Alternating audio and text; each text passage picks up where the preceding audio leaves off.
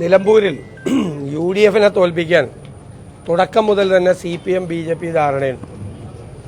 അതുകൊണ്ടാണ് ആദ്യം BJP സ്ഥാനാർത്ഥിയെ നിർത്തേണ്ടെന്ന് തീരുമാനിച്ചത്. BJP സ്ഥാനാർത്ഥിയെ നിർത്താതെ വന്നപ്പോൾ രൂക്ഷമായ ആരോപണങ്ങൾ BJP നേതൃത്വത്തിനെതിരെ ഉണ്ടായി. അതിൽ നിന്ന് രക്ഷ നേടാൻ വേണ്ടിയിട്ടാണ് ഇപ്പോൾ ഒരു സ്ഥാനാർത്ഥിയെ നിർത്തിയിരിക്കുന്നത്. അത് CPM നേതൃത്വത്തിന് BJP നേതൃത്വം കൊടുത്തിരിക്കുന്ന ഉറപ്പ് UDF വോട്ടുകളെ സ്പ്ലിറ്റ് ചെയ്യിക്കാൻ അവരുടെ സ്ഥാനാർത്ഥിക്ക് കഴിയുമെന്നാണ്. പക്ഷേ ഞങ്ങളുടെ ഒരു വോട്ട് പോലും BJPക്ക് പോവില്ല.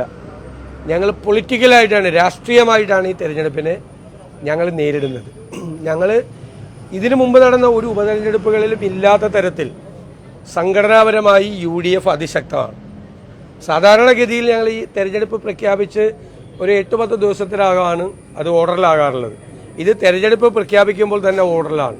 ഞങ്ങളുടെ ആദ്യഘട്ട തെരഞ്ഞെടുപ്പ് പ്രചരണം ഇന്ന് വൈകുന്നേരം തീരും. ഫസ്റ്റ് സ്ക്വാഡ് ഇന്ന് വൈകുന്നേരം തീരും. അത് ഇന്നലെ തന്നെ അത് ഫലപ്രദമായി അത് തുടങ്ങിയിട്ടുണ്ട്. ഞങ്ങളുടെ ബൂത്ത് കൺവെൻഷനുകൾ, സംഘടനാപരമായ കാര്യങ്ങൾ തുടങ്ങിയിട്ടുണ്ട്. ഞങ്ങളുടെ പൊളിറ്റിക്കൽ ക്യാമ്പയിൻ ഞങ്ങൾ ആരംഭിക്കുകയാണ്. BJPയും CPM-ഉം ചേർന്നുള്ള ഈ ഒരു ബാന്ധവം അത് കേരളത്തിൽ വളരെ വ്യക്തമാണ്. അതുകൊണ്ടാണ് BJP സ്ഥാനാർത്ഥിയെ നിർത്താതെ രക്ഷപ്പെടാൻ വേണ്ടിയിട്ടുള്ള ശ്രമം നടത്തിയത്. ഇവർ പരസ്പരം ഇപ്പോൾ വ്യാപകമായി ഹൈവേ തകർന്നു വീണു. കോടിക്കണക്കിന് രൂപയുടെ അഴിമതിയാണ് ഹൈവേ നിർമ്മാണത്തിൽ നടന്നിരിക്കുന്നത്. അദാനി ഗ്രൂപ്പിനടക്കം കിട്ടിയ വലിയ കോൺട്രാക്റ്റുകൾ, അതിൻ്റെ പകുതി തുകയ്ക്കാണ് സബ് കോൺട്രാക്ട് കൊടുത്തിരിക്കുന്നത്. അപ്പോൾ കോൺട്രാക്ടർക്ക്, പ്രിൻസിപ്പൽ കോൺട്രാക്ടർക്ക് തന്നെ ഒറ്റ വർക്കിൽ 500-1000 കോടി രൂപ കിട്ടിയിരിക്കുകയാണ്. 2000-ഓളം കോടി രൂപയുടെ കോൺട്രാക്ട് എടുത്തിട്ട് 1000 കോടിക്ക് സബ് കോൺട്രാക്ട് കൊടുത്താൽ പ്രിൻസിപ്പൽ കോൺട്രാക്ടർക്ക് കിട്ടുന്നത് 1000 കോടി രൂപയാണ്. അത്ര നഗ്നമായ അഴിമതിയാണ് ഹൈവേ നിർമ്മാണത്തിൽ പറഞ്ഞിരിക്കുന്നത്. എന്നിട്ട് കേരള ഗവൺമെന്റിന്, കേന്ദ്ര ഗവൺമെന്റിനെ കുറിച്ച് ഒരു പരാതിയില്ല എന്നാണ് പൊതുമരാമത്ത് മന്ത്രി പറയുന്നത്. നിങ്ങൾ പാലാരിവട്ടം പാലത്തെക്കുറിച്ചുള്ളൊരു ചെറിയ റിപ്പോർട്ടാണ് വന്നത്. പാലം തകർന്നൊന്നും വീണില്ല, അതിന്റെ നിർമ്മാണത്തിൽ അപാകതയുണ്ട് എന്നൊരു റിപ്പോർട്ട് വന്ന് അതിന്റെ പകുതി ടാറിംഗ് ഉൾപ്പെടെയുള്ള തീർന്നത് പിണറായി സർക്കാരിന്റെ കാലത്താണ്.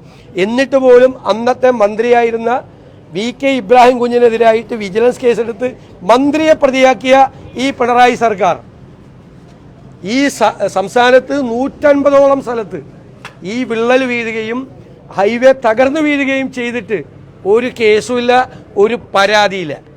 കോടിക്കണക്കിന് രൂപയുടെ അഴിമതി ഹൈവേ നിർമ്മാണത്തിൽ നടന്നിട്ട് കേന്ദ്ര ഗവൺമെന്റിനെ ഭയന്നിട്ടാണ് മുഖ്യമന്ത്രിയും പൊതുമരാമത്ത് മന്ത്രിയും പറയുന്നത് ഒരു പരാതിയും കേന്ദ്രത്തിനെതിരെ ഇല്ലെന്ന്.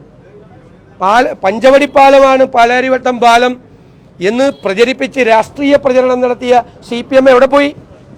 കോംപ്രമൈസ് ചെയ്യാണ് കേന്ദ്ര ഗവൺമെന്റുമായിട്ട്. പേടിയാണ്, കേന്ദ്ര സർക്കാരിനെ പേടിയാണ്. മാത്രമല്ല, കേന്ദ്ര സർഫസ് ട്രാൻസ്പോർട്ട് വകുപ്പ് മന്ത്രി ശ്രീ നിതിൻ ഗഡ്കരി കേരളത്തിലെ CPM-ഉം കേന്ദ്രത്തിലെ BJPക്കും ഇടയ്ക്കുള്ള പാലമാണ്. അതുകൊണ്ട് ഒരിക്കലും കേന്ദ്ര മന്ത്രിയെയോ കേന്ദ്ര സർക്കാരിനെയോ കുറ്റപ്പെടുത്തി ഇവർ പറയില്ല. ഈ ഹൈവേ നിർമ്മാണത്തിൽ ഉണ്ടായ അപാകതകളെക്കുറിച്ചുള്ള സംസ്ഥാന ഗവൺമെന്റിന്റെ പ്രതികരണം മാത്രം മതി CPM BJP ബാന്ധവം എത്രമാത്രം ആഴത്തിലുള്ളതാണെന്ന് കണക്കാക്കാൻ. ഞങ്ങൾക്കൊരു പരാതിയില്ലെന്ന് പറയാം. സ്റ്റേറ്റ് ഗവൺമെന്റ് ഇപ്പൊ തന്നെ സ്കൂൾ തുറക്കുമ്പോൾ ഞങ്ങൾക്ക് പേടിയാണ്. ഞാൻ ഇന്നലെ മുഖ്യമന്ത്രിയോട് പറഞ്ഞു, മഴ മാറിയിട്ട് തുറന്നാൽ പോരെ സ്കൂളെന്ന്. കാരണം എല്ലായിടത്തും റോഡ് ഇടിഞ്ഞു വീഴാണ്, വെള്ളം കുത്തിയൊലിക്കുകയാണ് റോഡിലൂടെ. ഈ ഹൈവേയിൽ കൂടെ സഞ്ചരിക്കാൻ പറ്റില്ല. നിങ്ങൾ പറവൂര്, എറണാകുളം ജില്ലയിൽ ഏറ്റവും കൂടുതൽ പോകുന്ന സ്ഥലമാണ്. വലിയ പ്രശ്നമാണ്. ഒരുപാട് വീട്ടുകാർക്ക് പുറത്തിറങ്ങാൻ കഴിയുന്നില്ല, മുഴുവൻ വെള്ളത്തിലാണ്. അത്ര അശാസ്ത്രീയമായിട്ടാണ് ഹൈവേ നിർമ്മാണം നടന്നിരിക്കുന്നത്.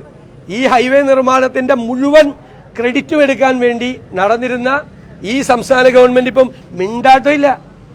ക്രെഡിറ്റ് എടുക്കാൻ, ഹൈവേ പണിത് കഴിഞ്ഞാൽ ക്രെഡിറ്റ് എടുക്കാൻ വന്നവർക്ക് ഇതിന്റെ കൂടി ഉത്തരവാദിത്വമില്ലേ? ഒന്നുമില്ല, ഇപ്പോൾ ഒന്നുമില്ല. എന്നിട്ട് ഒരു പരാതിയില്ല. അത് ഭയന്നിട്ടാണ്, കേന്ദ്ര സർക്കാരിനെ ഭയന്നിട്ടാണ് നിൽക്കുന്നത്. ആ ബാന്ധവമാണ് നിലമ്പൂരിൽ. പക്ഷേ ഞങ്ങൾ CPM BJP ബാന്ധവത്തെ തകർത്ത് നല്ല ഭൂരിപക്ഷത്തിൽ നിലമ്പൂർ ജയിക്കും ഉറപ്പാണ്.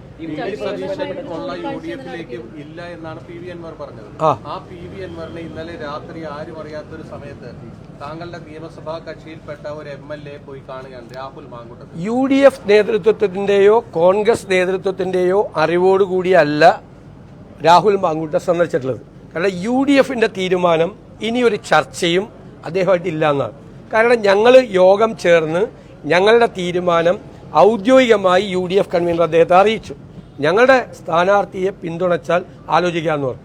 അദ്ദേഹം പിറ്റേ ദിവസം വന്ന് പഴയത് തന്നെ ആവർത്തിച്ചതുകൊണ്ട് ആ വാതിൽ ഞങ്ങൾ അടച്ചു. ചർച്ചയുടെ വാതിൽ ഞങ്ങൾ അടച്ചു. ഇനി ചർച്ചയില്ല.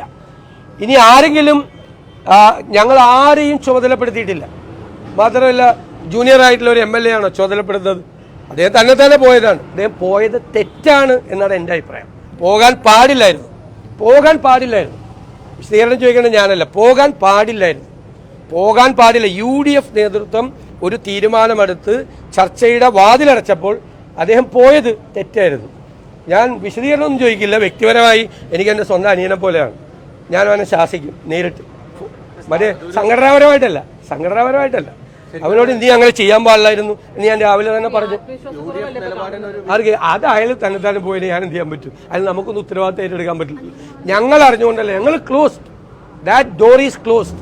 ഏത് UDF നേതാവും ഏത് കോൺഗ്രസ് നേതാവും ആരും ചർച്ച ചെയ്യാൻ പാടില്ല. ആ ചർച്ചയുടെ വാതിൽ അടയ്ക്കാൻ എന്നെ ചുമതലപ്പെടുത്തിയത് UDF നേതൃത്വമാണ്. മിനിയാന്ന് ചേർന്ന UDF നേതൃത്വം. അവരാണ് തീരുമാനിച്ചത്. നമ്മൾ എടുത്ത നിലപാടിൽ നമ്മൾ ഉറച്ചു നിൽക്കുക. ആ തീരുമാനം UDF കൺവീനർ കമ്മ്യൂണിക്കേറ്റ് ചെയ്യുക. എന്നിട്ടും തിരിച്ച് നെഗറ്റീവ് ആണെങ്കിൽ ആ വാതിൽ അടച്ചേക്കാൻ പറഞ്ഞു. എന്നോട് ചുമതലപ്പെടുത്തിയെന്ന്. ഞാൻ ആ വാതിൽ അടച്ചു ഇന്നലെ. ഇനി ചർച്ചയില്ല. ഇനി ചർച്ച ചെയ്യാൻ പോകുന്നതൊക്കെ വേറെ വല്ല കാര്യങ്ങൾ സംസാരിക്കാൻ വേണ്ടി പോകുന്നത്. അല്ല, അതൊക്കെ അദ്ദേഹത്തിന്റെ ഇഷ്ടം. ഇവിടെ ഞാൻ ആരോടും പത്രിക സമർപ്പിക്കരുതെന്ന് പറയില്ലല്ലോ.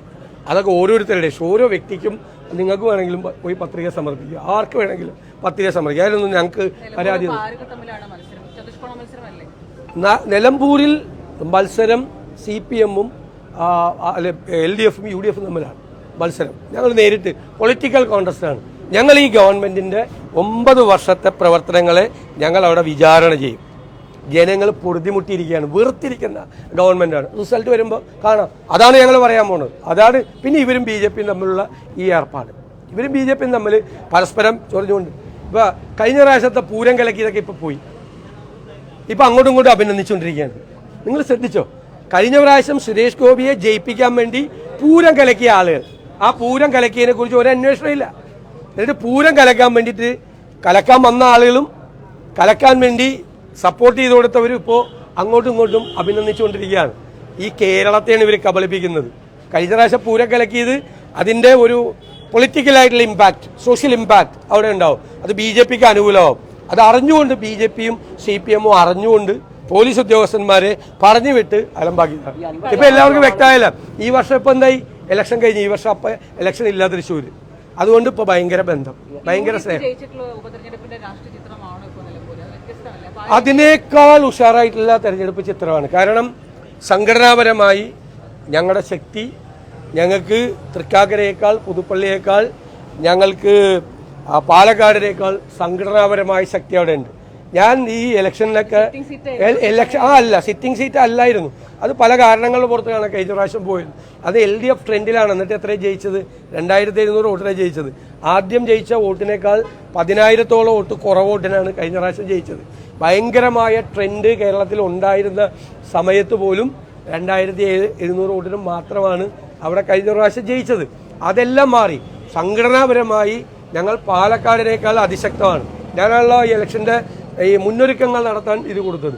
എന്നെ പോലും വിസ്മയിപ്പിച്ച മുന്നൊരുക്കങ്ങളാണ് നിലമ്പൂരിലെ UDF പ്രവർത്തകർ നടത്തിയിരിക്കുന്നത്. അതിൻ്റെ റിസൾട്ട് ഉണ്ടാവും. ഞങ്ങളതിൻ്റെ വർക്ക് അതുപോലെയാണ് ആസ്വദിക്കുന്നത്. ഞങ്ങൾ നല്ല കോൺഫിഡൻ്റാണ്, 100% കോൺഫിഡൻ്റാണ്. അതുകൊണ്ടല്ലേ ഞങ്ങൾ ഒരു സമ്മർദ്ദത്തിനും, ഞങ്ങളെടുത്തിരിക്കുന്ന രാഷ്ട്രീയ നിലപാടെന്താ? ഒരു സമ്മർദ്ദത്തിനും വഴങ്ങാതെ. തെരഞ്ഞെടുപ്പാകുമ്പോൾ എല്ലാവരും ഈ അഭിപ്രായവും നിലപാടും ഒക്കെ മനസ്സിലായില്ലേ, അങ്ങ് ഉരുണ്ട് കളിക്കും. ഞങ്ങളുടെ ഉറച്ച നിലപാടാണ് ഞങ്ങളുടെ അഭിമാനം. ഞാൻ പറഞ്ഞല്ലോ, UDF എന്ന് പറയുന്നത് K. കരുണാകരൻ, AK ആന്റണി, ഉമ്മൻചാണ്ടി തുടങ്ങിയ പ്രഗത്ഭരായ നേതാക്കൾ, CH മുഹമ്മദ് കോയെ പോലുള്ള ആളുകൾ, പാണക്കാട് തങ്ങന്മാർ, KM Mani, TM Jacob, PJ Joseph, അതുപോലെ ബേബി ജോൺ തുടങ്ങിയ പ്രഗത്ഭരായ നേതാക്കൾ കെട്ടിപ്പടുത്ത വലിയ പ്രസ്ഥാനമാണ് UDF. അതിൻ്റെ മാനത്തിന്മേൽ, അതിൻ്റെ അഭിമാനത്തിന്മേൽ ഒരു പോറൽ പോലും ഏൽപ്പിക്കാൻ ഞങ്ങൾ സമ്മതിക്കില്ല. ഞാനൊരു നിയോഗം കൊണ്ട് ആ കസേരയിൽ വന്നിരിക്കുന്ന ആളാണ്. ഇത് വി.ഡി. സതീശൻ്റെ വ്യക്തിപരമായ അഭിപ്രായമല്ല. അത് മനസ്സിലായില്ല നിങ്ങൾക്ക്. UDFന്റെ ഒറ്റക്കെട്ടായ തീരുമാനമാണ്. അത് പറയാൻ എന്നെ ചുമതലപ്പെടുത്തിയെന്ന് മാത്രമേ ഉള്ളൂ. പറയാൻ ഞാനല്ലേ പറയേണ്ടത്. UDF ചെയർമാൻ എന്ന നിലയിൽ പറയാൻ എന്നെ ചുമതലപ്പെടുത്തി. അത് ഞാൻ പറയുന്നു.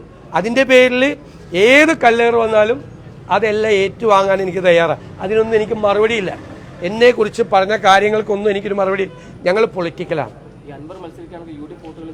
ഞങ്ങളുടെ ഒരു വോട്ടും ആര് മത്സരിച്ചാലും പോവില്ല. ഞങ്ങളുടെ പൊളിറ്റിക്കൽ വോട്ടാണ്.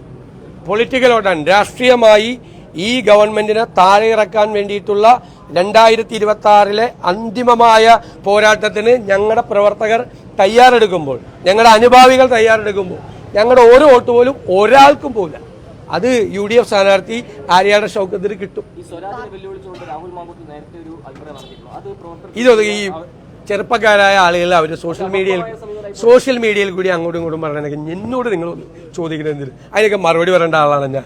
നിങ്ങൾ വല്ല പൊളിറ്റിക്കലായിട്ടുള്ള ചോദ്യങ്ങൾ എന്നോട് ചോദിക്കുക, ഞാൻ മറുപടി പറയാം. ഞാൻ ആ സ്ഥാനാർത്ഥിയെ കുറിച്ച് ഒന്നും ഒരു കമന്റ് പോലും പറഞ്ഞില്ല. മോശമായിട്ട് അഭിമാനമാണ് ഇവിടുത്തെ പ്രശ്നം എന്നാണ് താങ്കൾ പറഞ്ഞത്. അല്ല, UDFന്റെ അഭിമാനത്തിന്മേൽ പോറലേൽപ്പിച്ചുകൊണ്ട് ഒരു കോംപ്രമൈസും ഇല്ല. No compromise at all. അങ്ങനെയാണെങ്കിൽ പുറത്തിരുന്ന് ഇപ്പോൾ പല നേതാക്കളും അൻവർ വന്നാൽ നന്നായിരുന്നു. അല്ല, അതൊക്കെ അല്ലല്ല, ഞാൻ വരണ്ടെന്ന് പറഞ്ഞിട്ടുണ്ടോ? ഞാൻ വരണ്ട എന്ന് ഞാൻ പറഞ്ഞിട്ടുണ്ടോ? ഞാൻ ഇവർക്ക് എല്ലാവർക്കും ഒരു 2 സെന്റൻസ് പറഞ്ഞിട്ടുള്ളൂ. ഞങ്ങളുടെ സ്ഥാനാർത്ഥിയെ അംഗീകരിക്കണം, അല്ലേ? അത് കഴിഞ്ഞാൽ അത് അംഗീകരിച്ചുകൊണ്ട് ഒരു പ്രഖ്യാപനം വന്നാൽ ഞങ്ങൾ തീരുമാനം എടുക്കാം. വരണ്ടെന്നാണ് അതിൻ്റെ അർത്ഥം. എന്താ വരണ്ടെന്നാണ്? വരണമെന്നില്ലേ അതിൻ്റെ അകത്ത്? വരണമെന്നാണ് ആ 2 സെന്റൻസ് പറഞ്ഞിട്ടുള്ളൂ. ഞങ്ങളുടെ UDF നേതൃത്വത്തിൽ നിന്ന് ഒരാൾ പോലും പ്രകോപിപ്പിക്കുന്ന ഒരു വർത്തമാനം പോലും പറഞ്ഞിട്ടില്ല. എല്ലാവരും ഒരേപോലെയാണ്. പിന്നെ നമ്മൾ തന്നെ ഇപ്പോൾ 5 പേര് അങ്ങോട്ടും ഇങ്ങോട്ടും മാറി നിന്ന് നിങ്ങൾ തന്നെ സംസാരിച്ച ഒരേ കാര്യം പറഞ്ഞാൽ 5 രീതിയിലല്ലേ പറയുള്ളൂ. അല്ല എല്ലാവരും അച്ചടി ഭാഷയിൽ സംസാരിക്കുമോ? അങ്ങനെയല്ലല്ലോ. ഞാൻ അച്ചടിച്ചു കൊടുത്താൽ പോലും നിങ്ങൾ സംസാരിക്കുമ്പോൾ അതിൻ്റെ ടോൺ മാറും. അത്രയേ ഉള്ളൂ. നിങ്ങൾക്ക് താങ്കളെ ടാർഗറ്റ് ചെയ്തിട്ടാണ് അല്ല അതെങ്ങനെ അല്ല ആണെന്നേ, അത് അങ്ങനെയല്ലേ ചെയ്യാൻ പറ്റുള്ളൂ. ഞാനല്ലേ ഇത് പറയുന്നത്. UDFന്റെ അഭിപ്രായം പറയുന്ന ആളല്ലേ വേറെ വല്ല വഴി പോകുന്ന ആളിലെ ചീത്ത വിളിച്ചിട്ട് കാര്യമുണ്ട്. എന്നെയല്ലേ വിളിക്കേണ്ടത്. കറക്റ്റാണ്. എനിക്ക് അതിലൊന്നും ഒരു പരാതിയില്ല. ഞാൻ അതിനൊന്നും ഒരു മറുപടിയും പറഞ്ഞില്ല. അല്ല, അത് അദ്ദേഹത്തിന്റെ അഭിപ്രായമല്ല. അദ്ദേഹത്തിന് അങ്ങനെ പറയാം. അതൊക്കെ ഓരോരുത്തർക്ക് അവരവരുടെ അഭിപ്രായങ്ങളും പൊളിറ്റിക്കൽ അനാലിസിസും ഒക്കെ നടത്താൻ വേണ്ടിയിട്ടുള്ള അവകാശമുണ്ട്. ഞാനൊരു ജനാധിപത്യവാദിയാണ്. അദ്ദേഹം അങ്ങനെ പറയാൻ പാടില്ല എന്നൊന്നും ഞാൻ പറയില്ല. എല്ലാവർക്കും പറയാം. എനിക്ക് പറയുന്നത് പോലെ എല്ലാവർക്കും പറയാനുള്ള അവകാശമുണ്ട്. അത് ഞാൻ ചോദ്യം ചെയ്യില്ല. ഞങ്ങൾ അങ്ങനെയല്ലല്ലോ. ഞങ്ങൾ ജയിക്കും. UDF ജയിക്കും. UDF നല്ല ഭൂരിപക്ഷത്തിൽ ജയിക്കും. ഞങ്ങൾ നല്ല കോൺഫിഡൻ്റ് ആണ്. ഞങ്ങൾ തെരഞ്ഞെടുപ്പ് അനാലിസിസ് നടത്തിയിട്ടുണ്ട്. വളരെ വ്യക്തമായിട്ട് ഇനിയുള്ള ദിവസങ്ങളിൽ ആ ഭൂരിപക്ഷം വർദ്ധിപ്പിക്കാൻ വേണ്ടിയിട്ടുള്ള ശ്രമവുമായിട്ട് ഞങ്ങൾ പോകും.